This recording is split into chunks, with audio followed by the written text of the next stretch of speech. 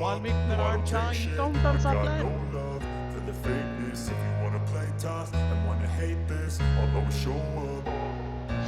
I don't ever slow up, no I don't take shit. I got no love for the fakeness. If you wanna play tough and wanna hate this, I'll always show up and make a statement. I don't ever slow up, no I don't take shit. I got no love for the fakeness. If you wanna play tough and wanna hate this, I'll always show up and make a statement. Everything I do so instinctive and so passionate. Every word I move so descriptive like sarpanch Santosh Deshmukh हत्या प्रकरणात नवा twist आलाय.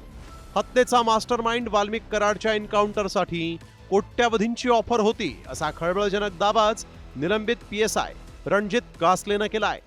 Cyber विभागात असताना आपल्याला बोलावून ही offer दिल्याचा दावा कासलेंनी केलाय. वाल्मिक कराडच्या वेळेस टीम तयार केली होती. 2 IAS ऑफिसर, IPS आणि 1 IAS आणि अजून एक उच्च दर्जाचे अधिकारी असे 4-5 लोक बीडला आलेले वाल्मिक कराडला अरेस्ट केल्यानंतर. आणि त्यांनी मला डायरेक्ट ऑफर दिली होती की आपण रिव्हॉल्वर घेऊन लोड करून त्यांच्या पाठीमागं 24 तास राहायचं आहे. तर मी म्हणलं की असलं हे पाप माझ्याच्यानं होणार नाही. जी न्यायदेवता शिक्षा देईल ते मला जनतेला मान्य आहे. त्यावरून मी नकार दिला. तशी मी पोलीस स्टेशन डायरीला कंट्रोलच्या ऑनलाईन एंट्रीसुद्धा केलेली आहे. एवढंच नाही तर रणजित कासलेंनी एन्काउंटर कसा केला जातो त्याची एक थिअरीच मांडली. एन्काउंटरसाठी एक अधिकारी, 2 अंमलदार आणि हवालदार अशी टीम बनवली जाते. या टीम सोबत सरकारची उच्चस्तरीय गुप्त बैठक होती. यानंतर आणखीन एक विश्वासू लोकांची टीम बनवली जाते. एन्काउंटर केल्यानंतर टीमला 5 ते 50 कोटींपर्यंतची रक्कम दिली जाते. एन्काउंटर प्रकरणातून निर्दोष सोडण्याचं आश्वासन दिलं जातं. सरपंच हत्या प्रकरणात अटकेनंतर वाल्मिक कराडला बीड तुरुंगात ठेवण्यात आलाय. मात्र याच तुरुंगात कराडचा काटा काढण्यासाठी 50 कोटींपर्यंतची ऑफर दिल्याचा दावा रणजित कासलेनं केलाय. मात्र रणजित कासले कोण आहे पाहूया. रणजित कासले हा निलंबित PSI.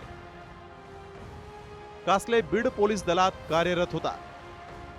कासलेची गुजरातमध्ये जात व्यापाऱ्याला खंडणीसाठी धमकी.